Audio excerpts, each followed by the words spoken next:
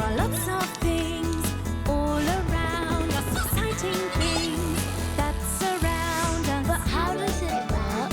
Do you know? How is it made? Do you know? Things that go up, things that go down, things that go up, things that go round, with special cameras to show you inside. It's going to be a big surprise. But how does it work? Do you know?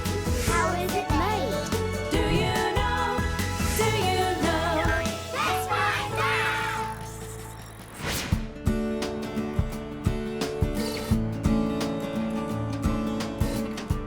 Hello, I'm Maddie, and today I've come to this local market where they have a piano that anybody can come and play. How amazing is that?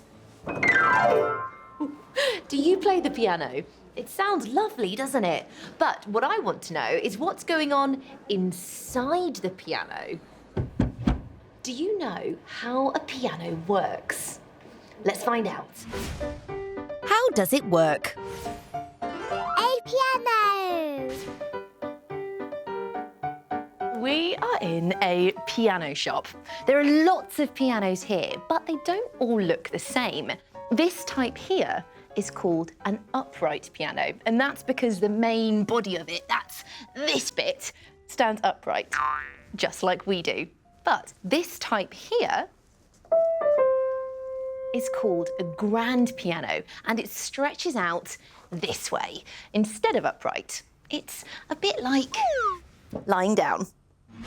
Playing a piano starts with this, a keyboard, and all these white and black bits are called keys, and each one plays a different note. Have a listen.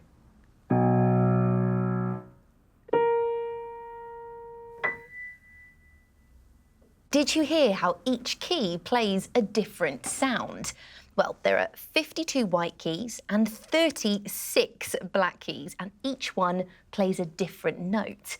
But do you know how it works? Well, to show you, we need to open this piano up.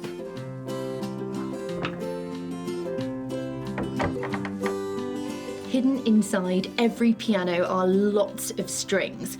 They're like the strings you would see on a guitar or a violin, but there are lots more of them. These longer, thicker strings are for the low notes. And these shorter, thinner ones are for the high notes. When the string makes a sound, it wobbles, and this wobble is called a vibration. But the best way to see the string vibrate is to see it moving really slowly. But to do this, we need my special little camera, which can film in slow motion. Now, I'm going to press a key, and I want you to look at this string here. Can you see it vibrate?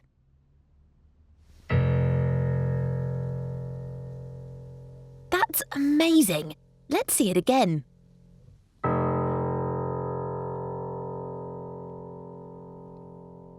It's exactly the same inside an upright piano, only it's all standing up this way instead of being laid out flat.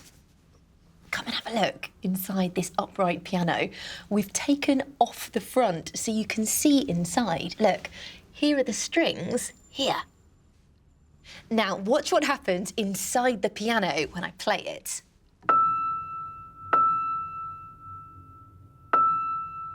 Can you see that white bit hitting the strings? This bit, it's called a hammer, and it hits the strings when I press a key, which makes the strings vibrate. But to see exactly what's going on, we need to look deeper inside the piano.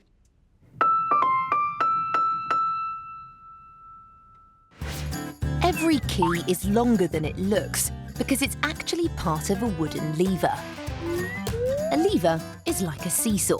When one end goes down, the other end goes up. At the end of the lever is the key. At the other end is the hammer. When a key is pressed, the end of the lever shoots upwards. This pushes another small lever up too. And it forces the hammer to hit the string so that it vibrates. As the string vibrates, it makes a musical note. When you stop pressing the key, the lever tips back and the hammer comes away from the string. Wow, how amazing is that? And we can see it in real life here. Look, when I press this key, it pushes the wooden lever to make the hammer hit the string. Just like that. As you might be able to tell, I'm not brilliant at the piano, but I know someone who is. Meet Nick. He's going to show you just how wonderful a piano can actually sound. And I'm going to use my special camera whilst he's playing to show you the strings and hammers in action. Take it away, Nick.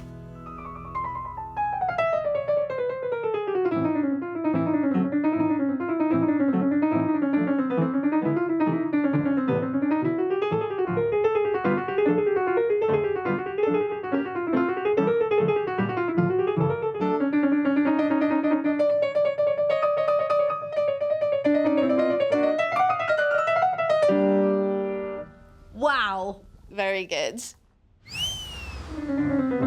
What was your favourite thing about seeing how a piano works? Do you remember what you call the part of the piano that hits the strings? Yes, they're called hammers. Did you hear the sounds the different keys made? Each key makes a different note.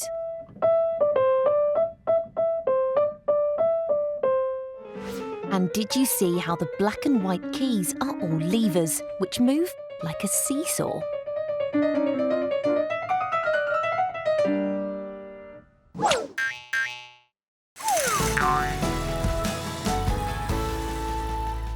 So now when you play or watch someone playing the piano, you'll know just how it works inside. But there are lots of other ways you could make music too. How do you like to make music? I like to play the drums. You can make big loud noises like this, or little soft noises like this.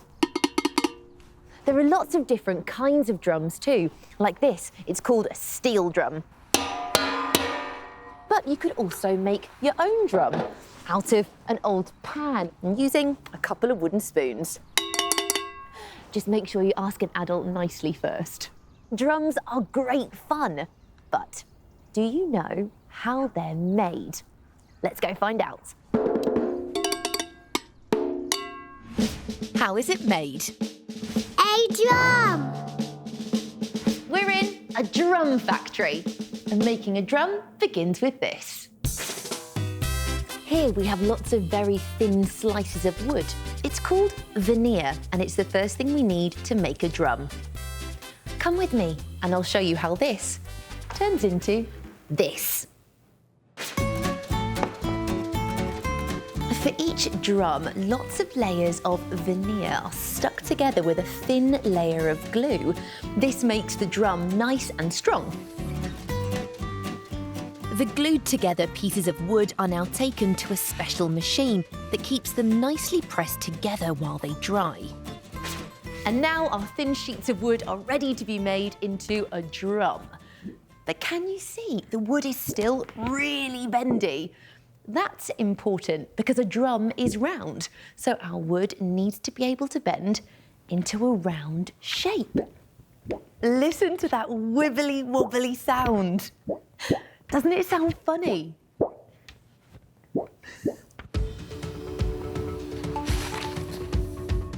The drum maker is choosing the bits he wants to make a pattern around the outside of the drum. And now the wood is ready to go inside this mould. Can you see that it's round? This gives the drum its round shape. The first sheet of wood is put inside the mould and pressed together. And now another sheet of wood is added. This sheet has a layer of glue on it, so it sticks to the inside of the first sheet. Once the drum is dry, it's ready to come out of the mould. It's a bit like getting a cake out of a baking tin. This bit is called the shell. It's beginning to look like a drum, isn't it? But there's a few more stages yet. The drum needs to be nice and smooth, so it has to be sanded. Sandpaper is rough on one side, like sand. And when you rub the paper against the wood, it takes off all the rough bits, so that when you use your drum, you don't get splinters.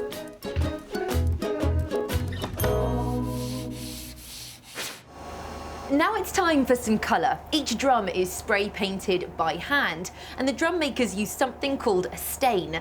It's a bit like paint. It makes the wood look a bit darker, but it can get very messy. So I'm going to use my special camera to get closer to all of the action. Let's go and see. I've attached my special camera to a pole so I can stand a safe distance from the spray gun. Ready? Take it away. Wow. Look at the paint coming out of the spray gun. That looks amazing. I'm just using the screen so I can see what's happening on the special camera. Let's just make sure the paint is even all the way around the drum. Brilliant. Zach, do you think it's finished? Yeah. Ready to go.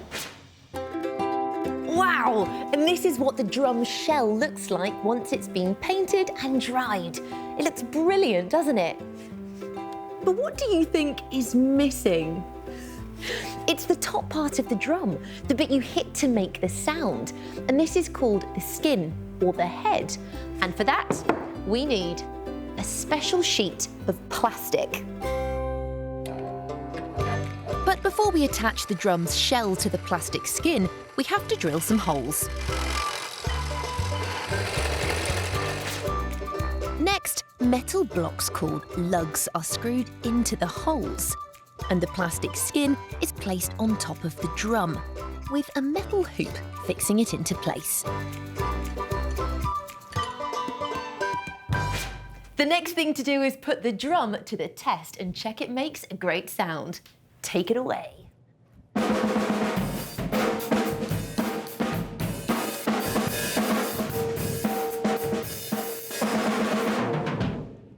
Wow, that sounds amazing. And there you have it, a shiny new drum. What was your favourite part of making a drum? Do you remember what the wooden part of the drum was called? That's right, it's the shell. Did you hear the wibbly wobbly sound the bendy wood made? And did you see how the drum was painted by a spray machine? Wow!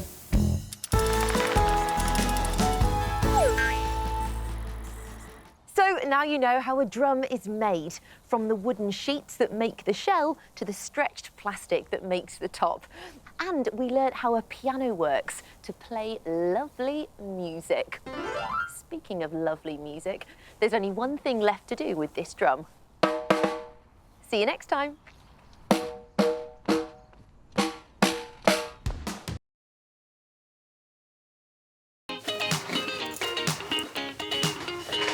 Hello, I'm Maddie, and today I'm doing some dancing. Do you like dancing?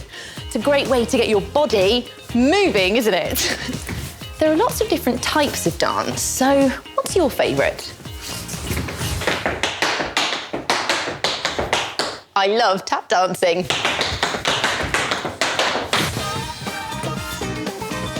And of course, disco dancing.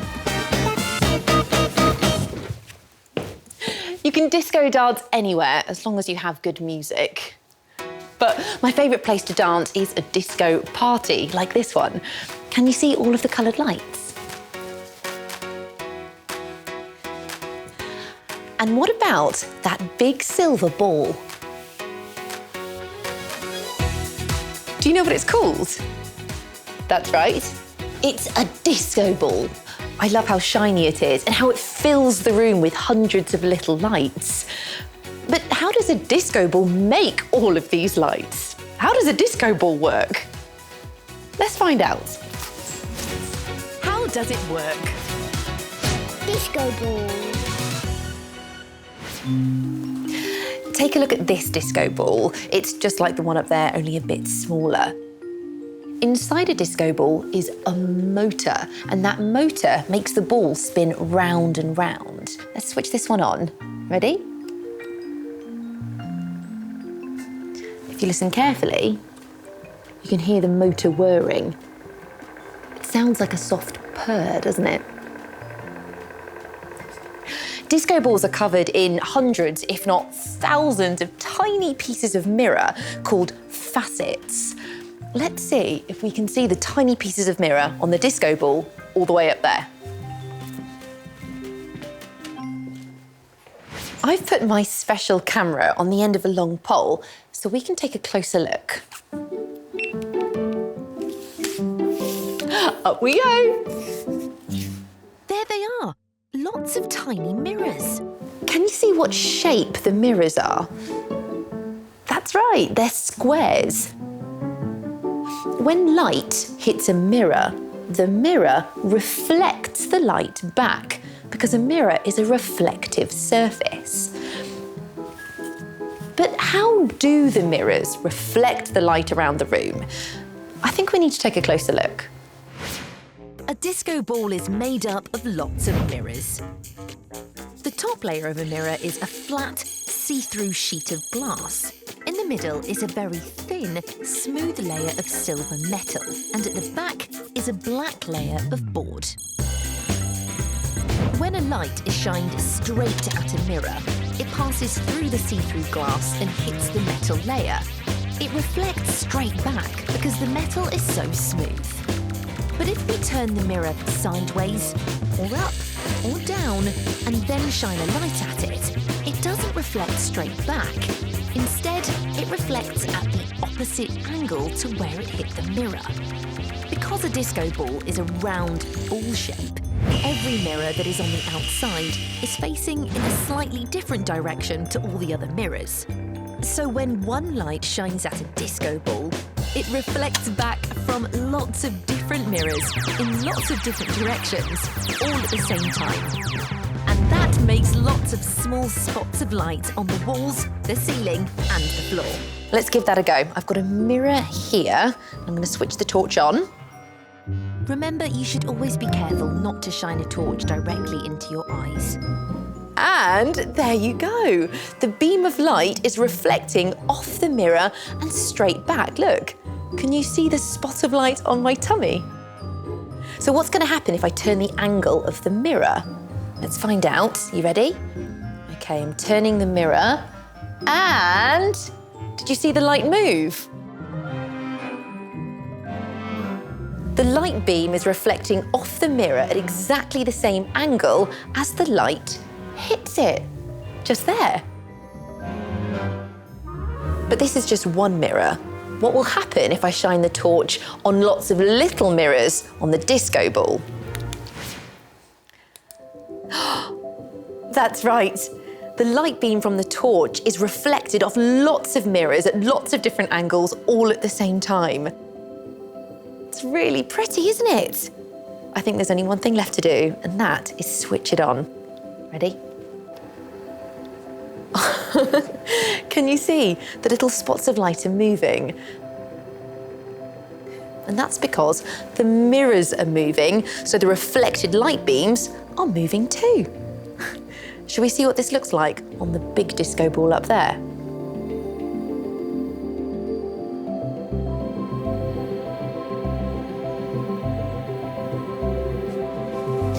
Look at the thousands of twinkly lights. So pretty, isn't it?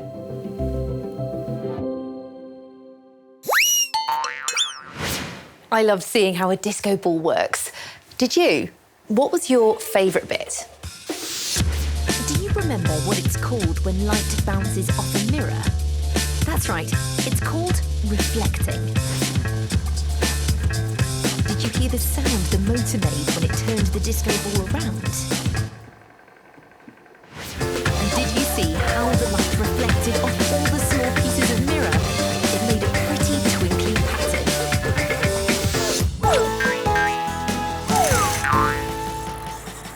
There are lots of things that are made up of small pieces, like building blocks that can be used to make tall towers, and beads that can be strung into a necklace. What about this? What do these pieces make? That's right, it's a jigsaw puzzle. Do you like doing jigsaw puzzles? They're really fun, aren't they? And it is so satisfying when you put the last piece in. But do you know how jigsaw puzzles are made? Let's find out. How is it made? Jigsaw puzzle. Jigsaw puzzles are made here, in a jigsaw puzzle factory. The first thing we need to do is choose a picture for our jigsaw puzzle. And this is the print room where they keep lots of different pictures. What type of jigsaw shall we make? How about one with animals? Or this one, a group of people having a party. Or how about my favourite, this one, a bright green tractor. Jigsaw puzzles are sometimes made out of a type of thick paper called cardboard, but the ones we're making today are made out of wood. But these sheets of wood are much too big for our jigsaw puzzle, aren't they? So first, they have to be cut to the right size. Ready? For this, Gary is using a cutting machine called a circular table saw. And that one piece of wood will make 12 jigsaw puzzles. Oh, can you hear that noise? It's quite screechy, isn't it? Thanks, Gary. You're welcome. Next, the cut wood pieces need to have their puzzle pictures attached. Here you go. For this, Angie uses a gluing machine. Did you see how quickly the machine put glue on the picture? I love how gloopy the glue is. And it's the rollers that spread the gloopy glue on the picture so it will stick to the wood. The boards are then stacked in piles and put into a big glue clamp. It's called a butterfly press. I've been given special permission to use it to turn the handles that will help press the stack together so the pictures dry flat. Ready?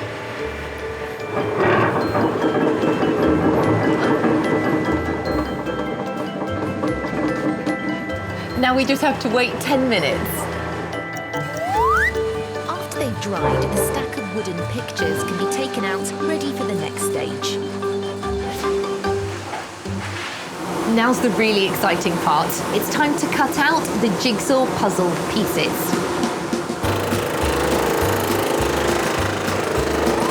Sean is cutting all the jigsaws at the same time by moving them around while a precision cutter cuts through the wood. Look how quickly Sean is cutting the shapes. He's not even following a line. The saw that Sean's using is very sharp, but he's specially trained to do this. But it's so quick, it's hard to see the shapes he's cutting out, isn't it? So that we can see it all happening much more clearly, I've put my special camera on Sean's head. Okay, here we go, Sean. Okay.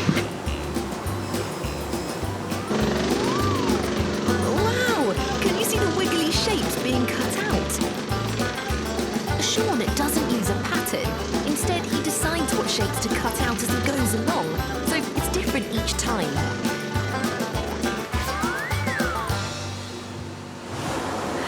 The jigsaw puzzle pieces look absolutely brilliant, but they're not quite finished yet. We still need some finishing touches. To make the puzzle nice and smooth underneath, the wood is sanded using a handheld sanding machine. Now our stack of jigsaw puzzles go to the packing area where they're ready to be packed. Here you go. Here, Any leftover sawdust is brushed and shaken off. The puzzle is ready to go in a box, and the lid is put on. All that's left to do is have a go at the puzzle.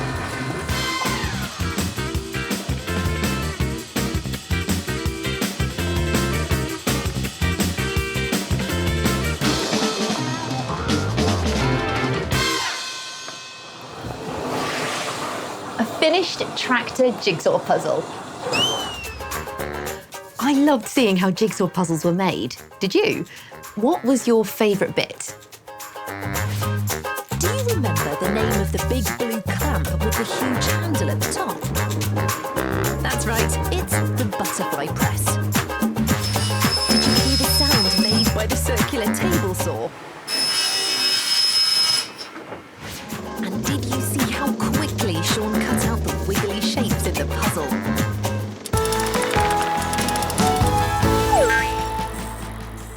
So the next time you do a jigsaw, you'll know how all the pieces were cut out and made.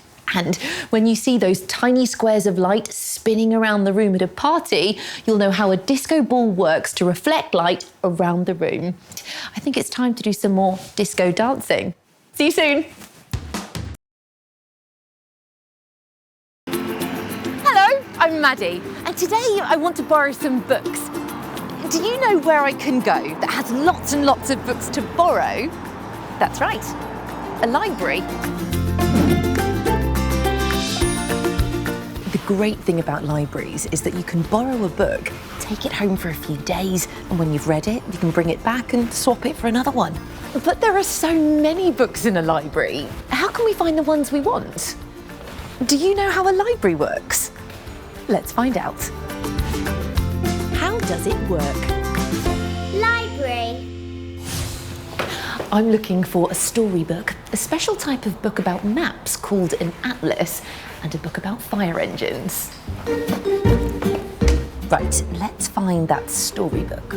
I like the look of... Ooh, this one. Yes, let's see if we can find the atlas. This one's perfect. Just one more to look for.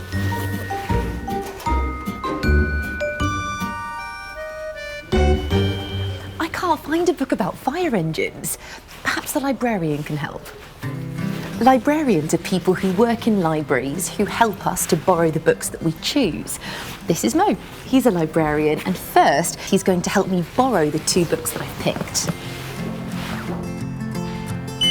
Oh, did you hear that sound? This tells him I'm a member of the library and can borrow books. There it goes again. Beep, beep.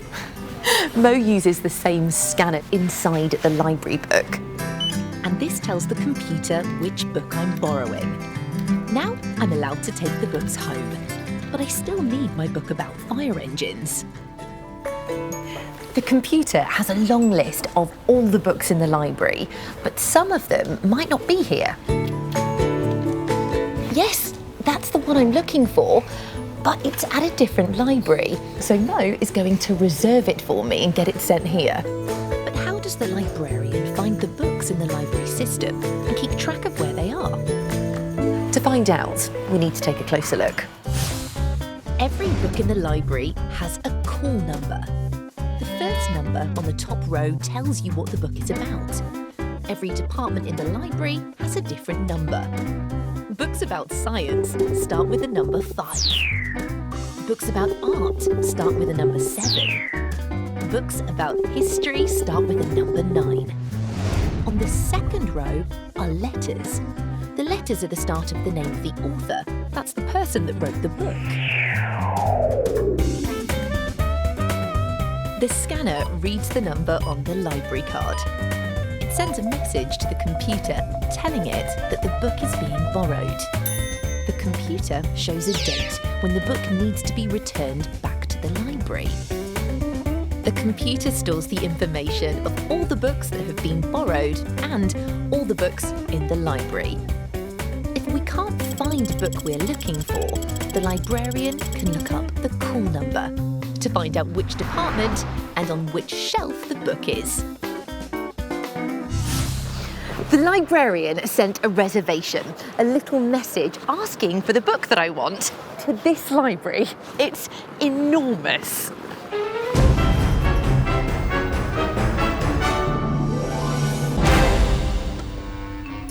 So, to find my book on fire engines, I need to find the reservation desk. This is Zoe, and she uses a trolley to go all around the library and collect the reserved books. So, I'm going to attach some of my special cameras to it.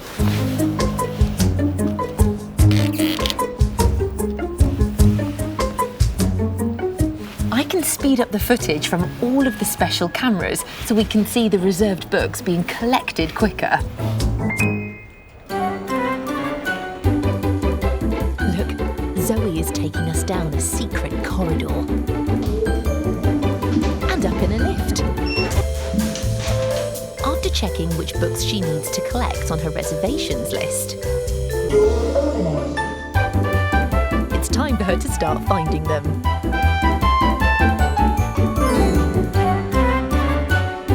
Her trolley is filling up now. I hope she has room for my book.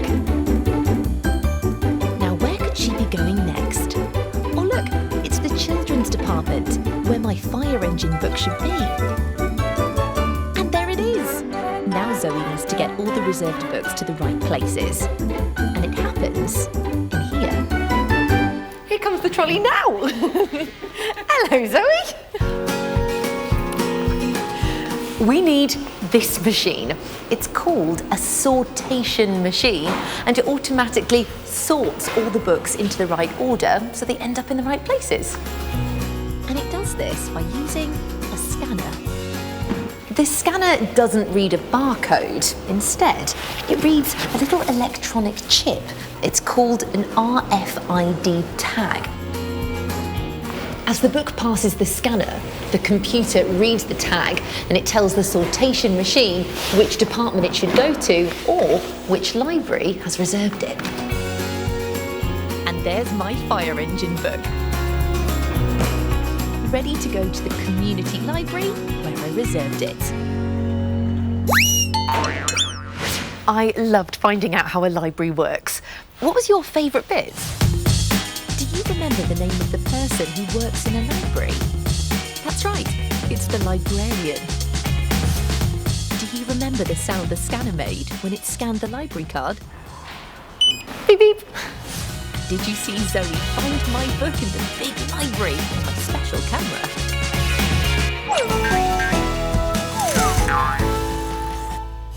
Books are fantastic because they can be full of great stories and they help us learn lots of brilliant ideas.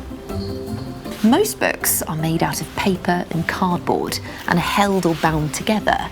But do you know how a book is made? Let's find out. How is it made? Book. To find out how books are made, I've come to a bookmaking factory.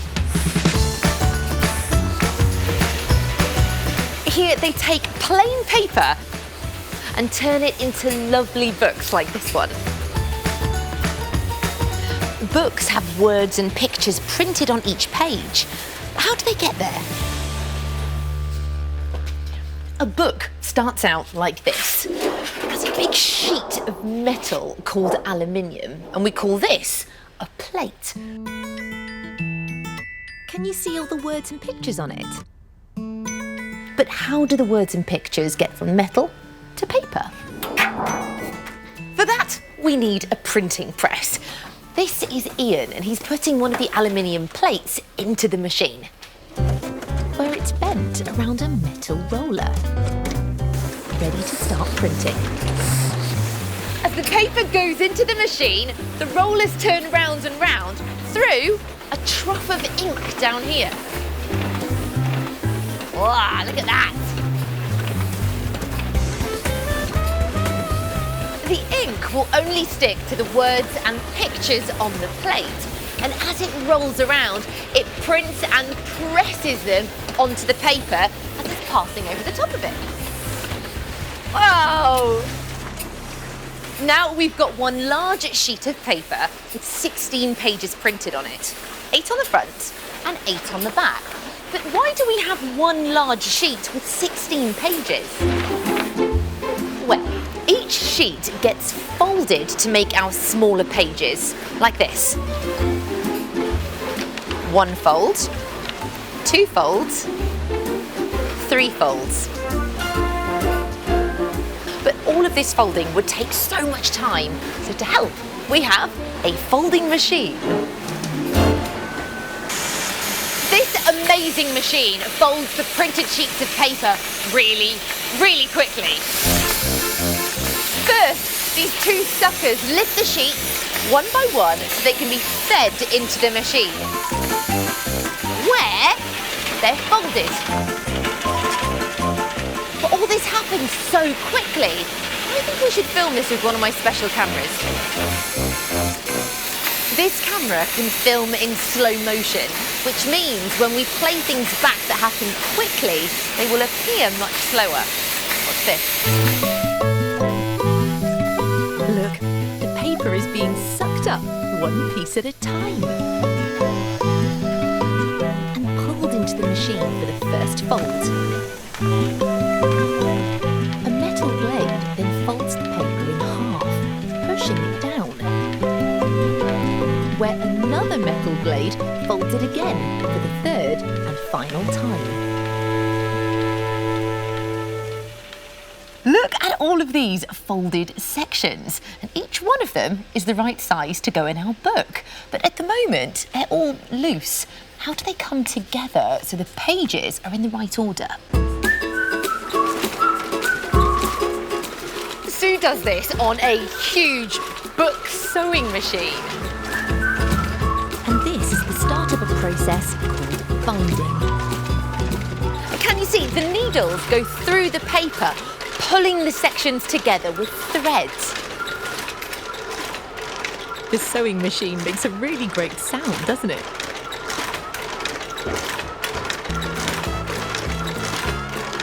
Sue knows that all the pages are in the right order because each section has a little marker on it and they all line up perfectly in a little set of steps. The page edges are still a little rough, so they're going for a trim. A big cutter called a trimmer cuts the edges nice and neat. That's much better. Now I can read the book and look at the pictures without any of the pages falling out. But it is missing something. Do you know what it is? That's right, it's the cover. Paul and Danny work together to make the book covers. Danny glues a piece of red material and then uses 3 bits of card, one for the front, one for the back and one for the spine, and then Paul folds in all the edges. We're very nearly finished. This is the moment the cover and the pages come together. After Paul's glued the book and cover together with a big brush, Finally, a big press squashes the books so they're nice and flat. And here we are, a wonderful book. I can't wait to read it. I loved finding out how a book is made. What was your favourite part? do you remember the name of the metal sheets that we used to print the words and pictures into the pages? That's right, they're called plates. Did you hear the sound the book sewing machine made? And did you see how the suckers pulled up the paper on my special camera?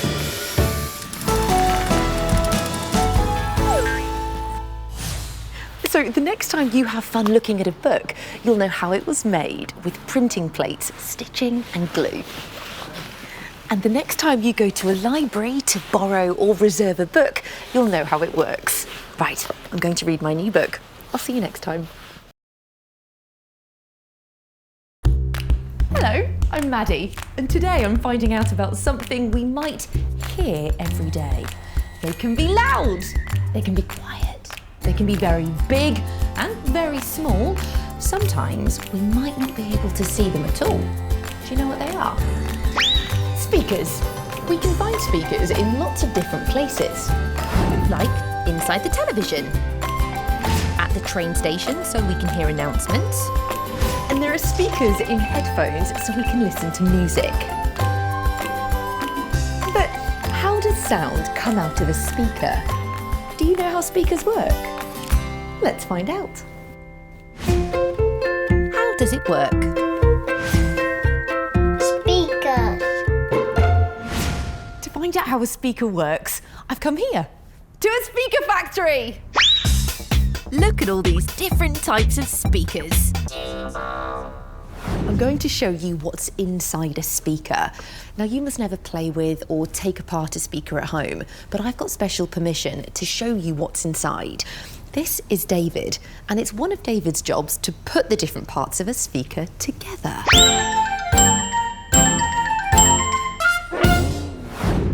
This part here is called the basket, and it's called a basket because it holds all the other parts of a speaker.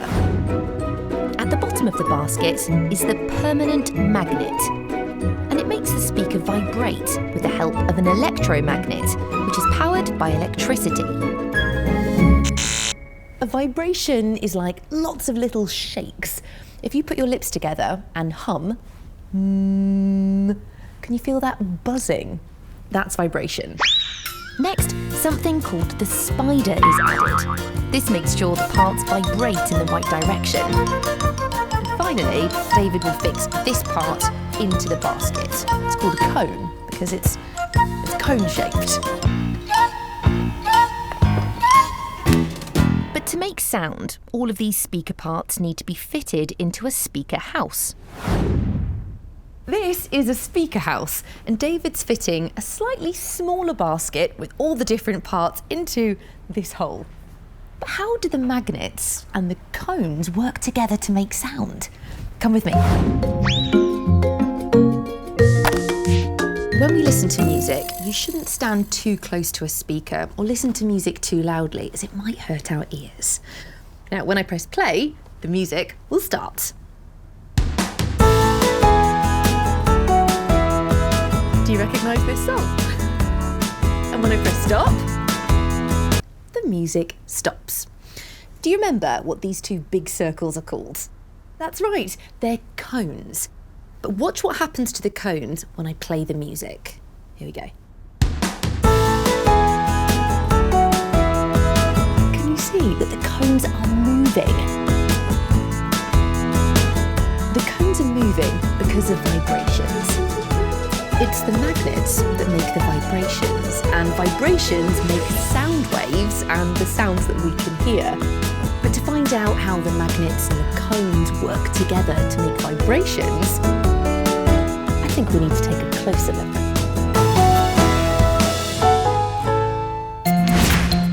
Sound waves are how sound travels through the air. Inside a speaker are two magnets, the electromagnet and the permanent magnet. When we turn the speaker on, electricity flows through cables and turns the electromagnet on, which pulls and pushes the permanent magnet, making the cone vibrate very quickly. The vibrations move the air in front of the speaker into lots of sound waves. The sound waves bounce off surfaces, and our ears hear these as sound. When we turn the volume down, the cones vibrate less, and the sound waves get smaller. When we turn the volume up, the cone vibrates more, and the sound waves become bigger. And we hear the sound more loudly. That was really interesting, wasn't it? But I think we should see it in action for ourselves. I'm going to use my special camera.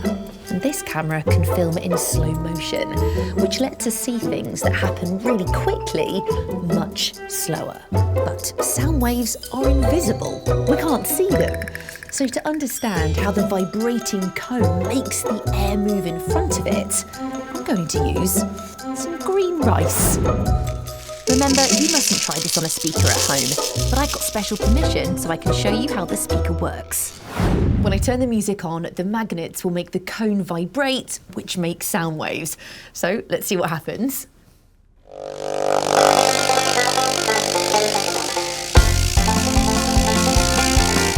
Look, the vibrations are moving the cone, which makes the rice jiggle around. It's like the rice is dancing to the music. And when I turn the speaker up, the cone vibrates more, but so does the rice. Now there is more air moving away from the speaker, making bigger sound waves, which means the sounds are louder in our ears.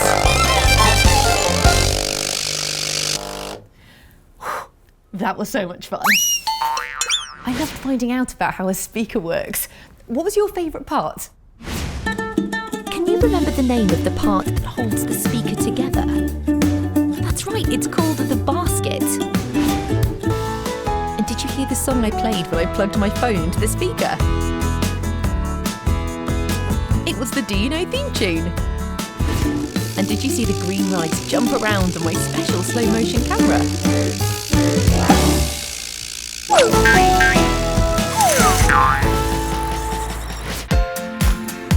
When I'm at home, I love listening to music on my speakers. And when I switch my disco lights on,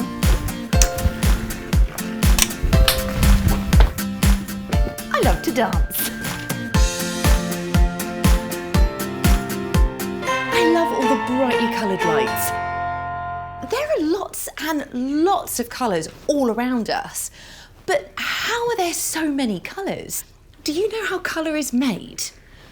Let's find out. How is it made? Colour. To find out how colour is made, I'm going to paint a picture.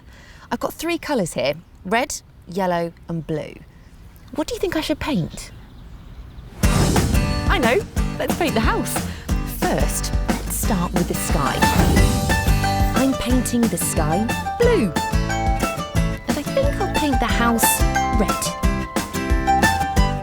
And the windows and door yellow.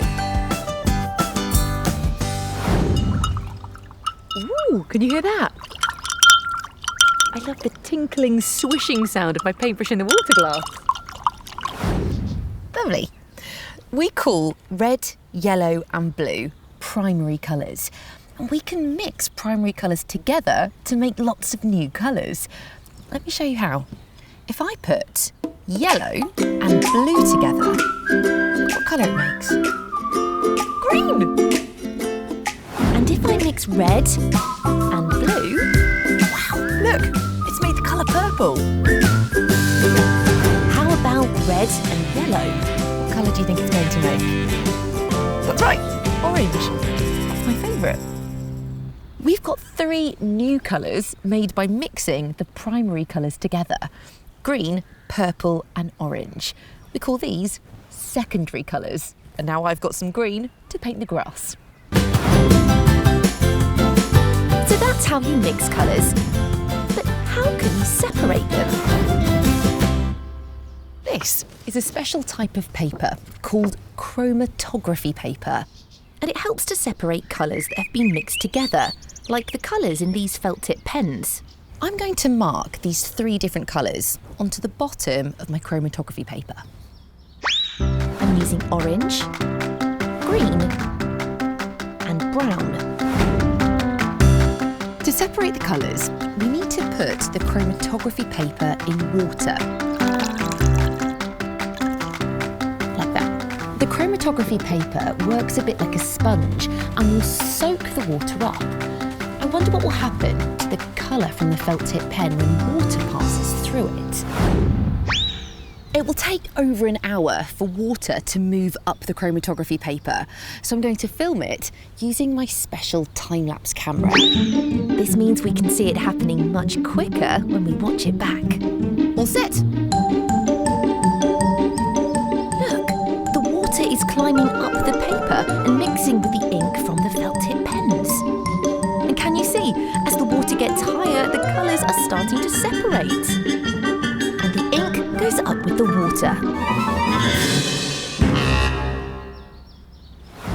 Look, the orange has separated into yellow and red.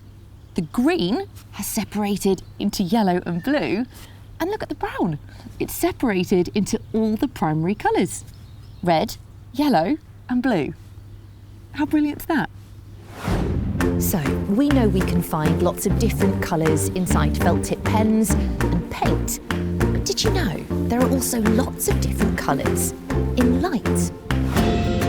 Light outside comes from the sun, and the light from the sun is called white light.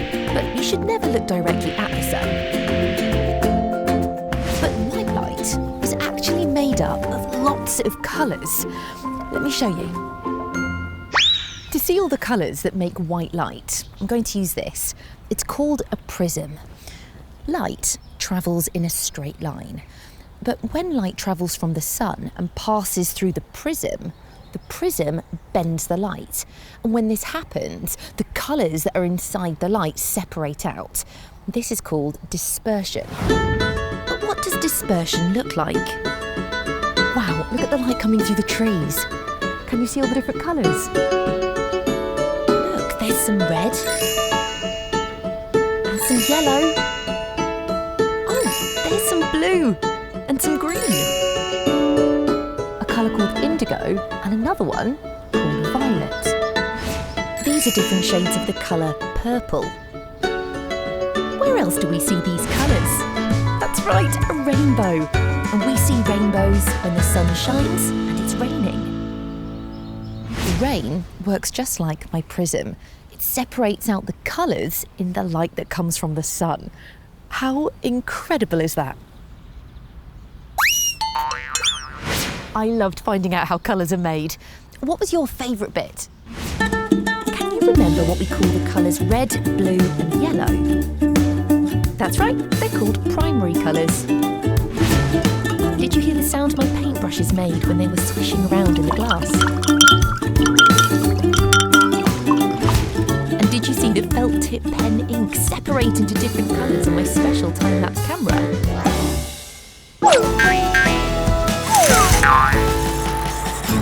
So the next time you paint a picture, you'll know how to mix primary colours to make new colours. And the next time you're dancing to music, you'll know how the speakers playing the music works. Oh, I think my favourite song's about to start. I'll see you next time. There are lots of things